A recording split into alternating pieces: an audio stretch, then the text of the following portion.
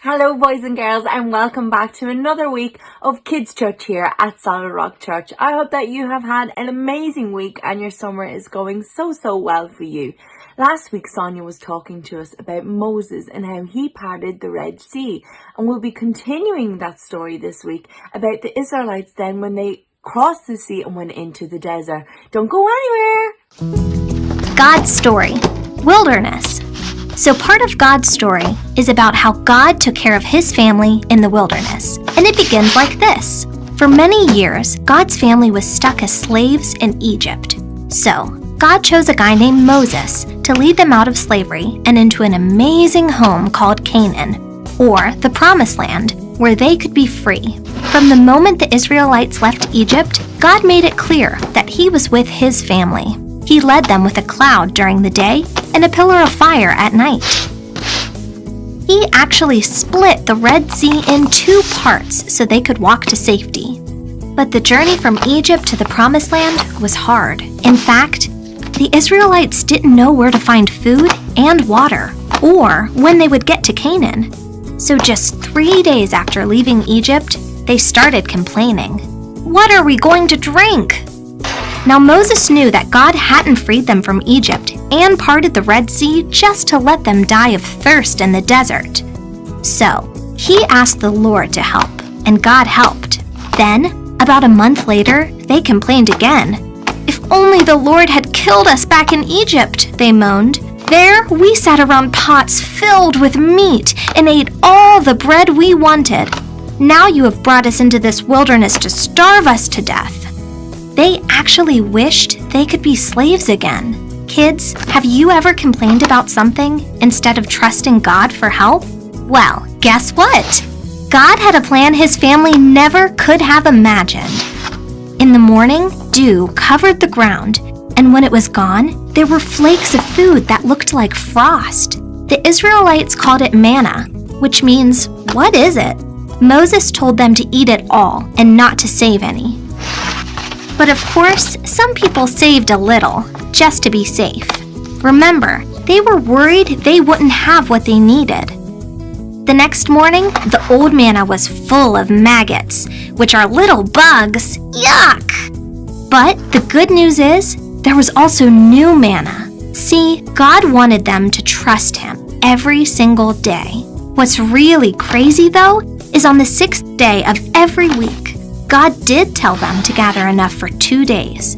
That way, they had 1 day to rest. It's called a Sabbath, and it's a day of rest. So when they woke up on the 7th day of the week, the manna they had saved was as fresh as it was when it first fell. We don't know how that happened, but it did.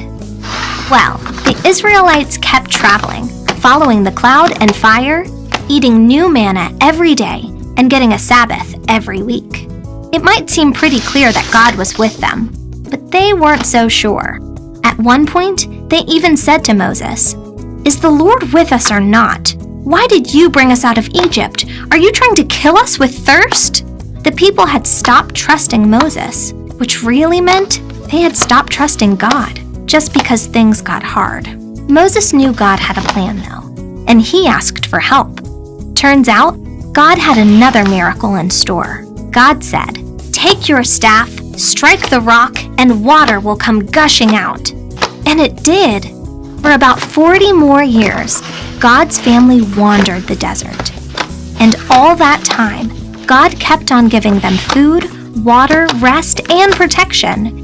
He even kept their clothes from wearing out. God's family couldn't take care of themselves on their own. They had to trust God. But he always gave them just enough, just in time, and often in ways they could have never expected. And that's the story of how God took care of his family in the wilderness. So, in case you missed it, here's the quick version. God wanted his family to be free. God led them with a cloud and fire. He parted the Red Sea. The Israelites got thirsty and complained. God gave them water. They got hungry and complained again. God gave them food. They got thirsty and complained again. God gave them water. Again. For 40 years, God gave them what they needed. All they had to do was trust every day. And that's a part of God's story.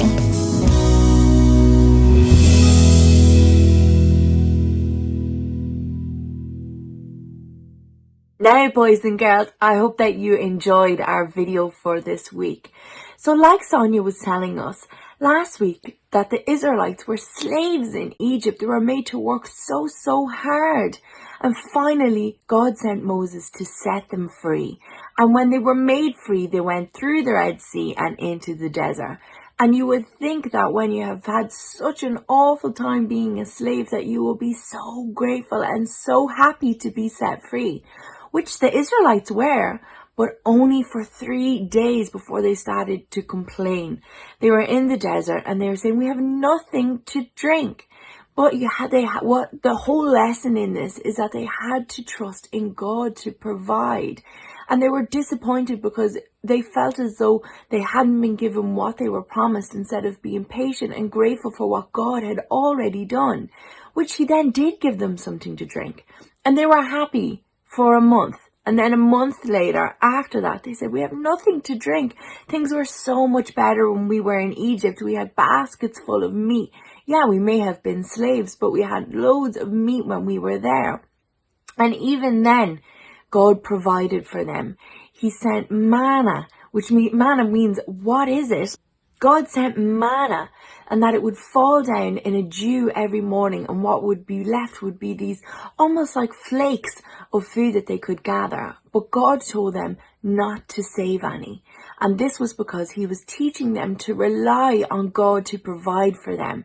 But of course, some of them saved some just in case that no food came the next day. But when they looked at the food the next day, there was maggots in it. And maggots are little wriggly little worms, because the food had gone bad. And that was God teaching them a lesson in that they had to rely on him to provide. And you can't save a little bit hoping that if things go wrong, that you have a backup plan, because there was maggots in it, because they had to learn to trust that God would provide the food for them every morning, which they did. And what we learned from this, boys and girls, is that they stopped trusting in God when things got hard. They had forgotten everything he had done for them, what he had delivered them from slavery, because things had gotten hard and things weren't as easy as they were when they were in slavery. And we can apply that to our lives too, is that when times get tough, it's so easy to forget the goodness of God and to trust in him, that he provides us with just enough of everything that we need.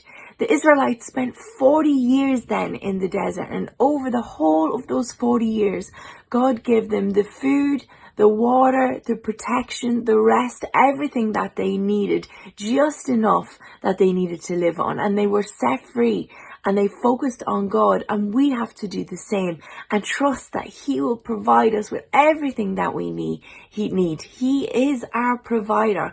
And when times get tough, we have to remind ourselves of how far God has taken us. That's it for Kids Church this week. Boys and girls, I hope that you have enjoyed our story. I hope that you feel inspired and know that you can trust in God for him to provide everything that you need. And that when times get tough, that we have to remember how good God is and all that he has done for us. I hope you have a marvelous week. It has been such a pleasure being with you here today, and we'll see you next time. Bye.